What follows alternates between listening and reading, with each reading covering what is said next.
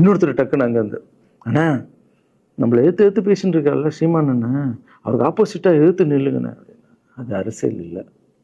ஒருத்தர் மேலே கோவத்தால் நம்ம அரசியலுக்கு வந்தால் அது வெறுப்பு அரசியலாக மாறும். அரசியல்ன்றது மக்களுக்கு நல்லது பண்ணுறதுக்காக வரணும். இப்போ அவரை நான் அழிக்கணும், அவரை நான் ஏதோ ஒன்று செய்யணும்னு அந்த ஆசையில் வந்தேன்னு வச்சுங்களேன், ஆசை என்ன ஆகும்? கோபமாக மாறும். கோவத்துலேருந்து என்ன வரும்? வார்த்தைகள் தப்பாக வரும். வார்த்தைகள் மட்டும் வராது, தப்பான வார்த்தைகள் வரும். மக்களுக்கு நம்ம மேலே மரியாதை இல்லை. மக்களுக்கு நம்ம மேலே மரியாதை இருக்காது, போயிடும். ஸோ அதால் அரசியலுக்கு வரணும்னா அவரை அழிக்கிறேன் இவழையாக இருக்கிறேன் பதிவை பற்றி பேசுகிறத ஃபஸ்ட்டு விடுங்கடா. ஃபஸ்ட்டு வேலையை பார்ப்போம்டா. நம்ம தலைவர் வரேன்னு சொல்லிட்டாரு, ட்வீட் போடுங்களா அப்படின்னு ட்வீட் போட்டுட்டு அங்கேருந்து போட்டுட்டு வீட்டுக்கு போகிறேன். இங்கே தான் பெரிய ட்விஸ்ட் இருக்குது எனக்கு. வீட்டுக்கு போகிறேன். வீட்டுக்கு போனோன்னா எப்பவும் நான் அம்மா கிட்ட போய் ஒரு விஷயத்த சொல்கிறதுக்கு முன்னாடி ஒரு சர்ப்ரைஸ் ஒன்று பண்ணுவேன். எங்கள் அம்மா கோவில் கட்டுறது கூட, கோவில் கட்டிட்டு ஸ்டாச்சுலாம் ஆர்டர் பண்ண அப்புறம் தான் அந்த ஸ்டாச்சுவே காமிச்சாங்க அம்மாவுக்கு.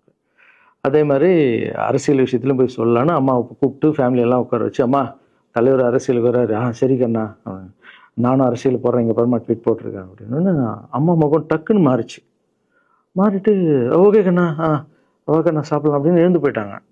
என்ன இப்படி போக மாட்டாங்களே, ஒரு விஷயத்த சொன்னால் சூப்பர் கண்ணான்னு பேசுவாங்கள்ல, 1 ஹவர் அதில் இருக்கிற நல்லது கெட்டது எல்லாம் பேசுவாங்க, என்ன போயிட்டாங்க அப்படின்னு ஒரு ஃபீல். சரி இது உடம்பு சரியில்லை போல, அப்செட்டில் இருக்கான்னு விட்டேன்.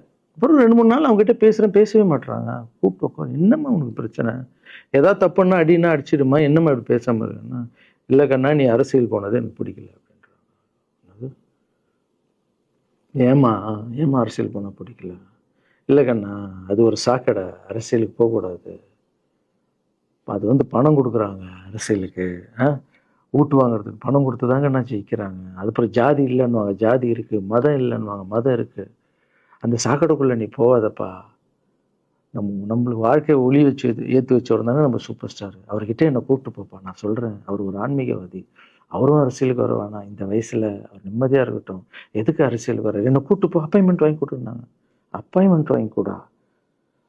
நானும் வேறு கனவுல மைண்ட் வைஸ், அம்மா நான் சொல்கிறது கேளுமா, நம்ம எத்தனையோ இப்போ எல்லா குழந்தைங்களுக்கும் ஒவ்வொரு ஸ்டேஜில் போய் கேட்டு தானேம்மா ஹெல்ப் நடக்குது. இப்போது தலைவர் வந்துட்டாருன்னா நம்ம தாராளமாக பண்ணலாம்லம்மா. உன் கையில் எவ்வளோ காசு இருக்கோ அதுக்கு மட்டும் செய், அரசியல் வேணான்னு சொல்கிறேன் அப்படின்னு போயிட்டான். அந்த ஃபேஸ் அதுக்கப்புறம் அடிதான் நம்மளுக்கு. சரி இந்த உலகத்தில் அம்மா மீறி பண்ணலாம், ஆனால் நான் உருப்பிட மாட்டேன். எனக்கு நல்லா தெரியும் இந்த உலகத்துலேயே எனக்கு யாருன்னா எங்கள் அம்மா தான். அது அம்மா இல்லை, எங்கள் கடவுள்னே சொல்லலாம். நான் எதிர்க்க பார்க்குற கடவுள். சரி அம்மாவுக்கு சொல்லி புரிய வைக்கலாம். என்னடான்னு தலைவர்கிட்ட போய் எப்படி சொல்கிறது, பசங்கிட்ட ஒரு பயங்கர பில்டப் கொடுத்துட்டோம், அது இதுன்னு